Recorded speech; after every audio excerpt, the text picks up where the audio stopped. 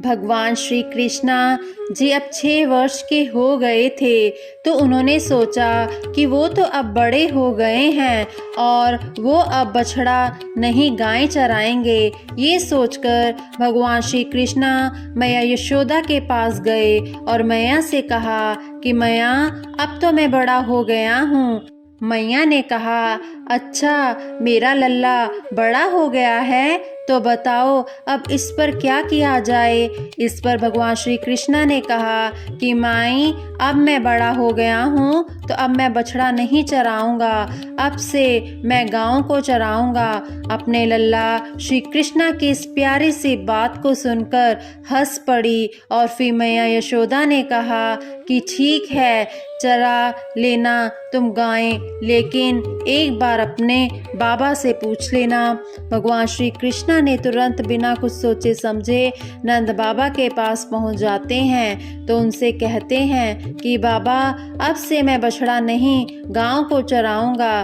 तब नंद बाबा ने कृष्णा को समझाते हुए कहा कि देखो लल्ला, तुम अभी बहुत छोटे हो, इसलिए तुम अभी बछड़ा ही चराओ। लेकिन भगवान श्री कृष्णा अपनी ही बात पर अड़ गए थे और उन्होंने कहा कि नहीं बाबा, अब मैं बड़ा हो गया हूँ और अब मैं गाय ही चराऊंगा। तब नंद बाबा के बार बार मनाने के बाद भी भगवान श्री कृष्णा अपनी ही बात पर अड़ गए थे और उन्होंने कहा कि नहीं बाबा, मैं अब बड़ा हो गया हूँ और मैं अब गाय ही चराऊंगा। जब नंद बाबा के बार बार मनाने के बाद भी नहीं मानी, तो नंद बाबा भगवान कृष्णा की जिद के आगे हार मान गए और उन्होंने कहा ठीक है, तुम गांव को ही चराओ, लेकिन उससे पहले जाओ पंडित जी को बुलाकर लेकर आओ, वो गौचरण का शुभ मुहूर्त देखकर बता देंगे। भगवान श्री कृष्णा तुरंत दौड़ते हुए पंडित जी के पास गए और उनसे कहा कि पंडित जी, आपको बाबा ने बुलाया है गौचरण के मुहूर्त देखने के लिए। और फिर उन्होंने सारी बात पंडित जी से बताई और पंडित जी से कहा कि आपको मुहूर्त आज का ही बताना है, अगर आप ऐसा करेंगे तो मैं आपको बहुत सारा माखन ला कर दूंगा। भगवान की इस बात पर पंडित जी मुस्कुराए और फिर उन्होंने कहा ठीक है, मैं आज का ही मुहूर्त बताऊंगा। अब पंडित जी नंद बाबा के घर आ गए और अपना पाचन खोलकर बार बार उंगलियां पर कुछ गिनते। इस पर नंद बाबा ने कहा कि पंडित जी, आप बार बार अपनी उंगलियों पर क्या गिन रहे हैं। पंडित जी ने नंद बाबा के प्रश्न का उत्तर देते हुए कहा कि क्या बताऊं नंद जी, केवल आज का ही मुहूर्त गौचरण के लिए शुभ है, नहीं तो फिर अगले 2 सालों तक कोई मुहूर्त नहीं है। तब नंद बाबा ने सोच विचार करके भगवान श्री कृष्णा को गौचरण की स्वीकृति दे दी।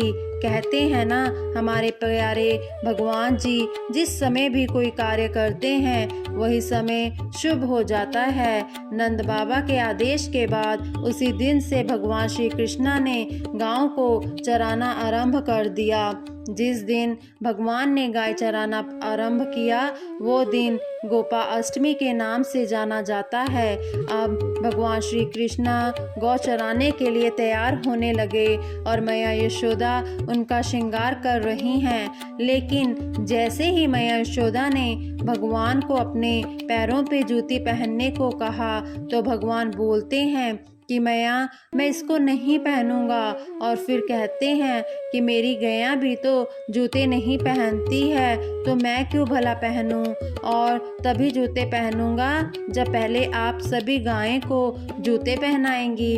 उसके बाद से भगवान श्री कृष्णा जब तक वृंदावन में रहे उन्होंने कभी जूतियां नहीं पहनी और नंगे पैर ही पूरा वृंदावन के पूरी धरती को पावन करते रहे। अब भगवान श्री कृष्णा भी अपने शाखाओं संग गांव को चराने लगे, नंगे पैर ही निकल जाते।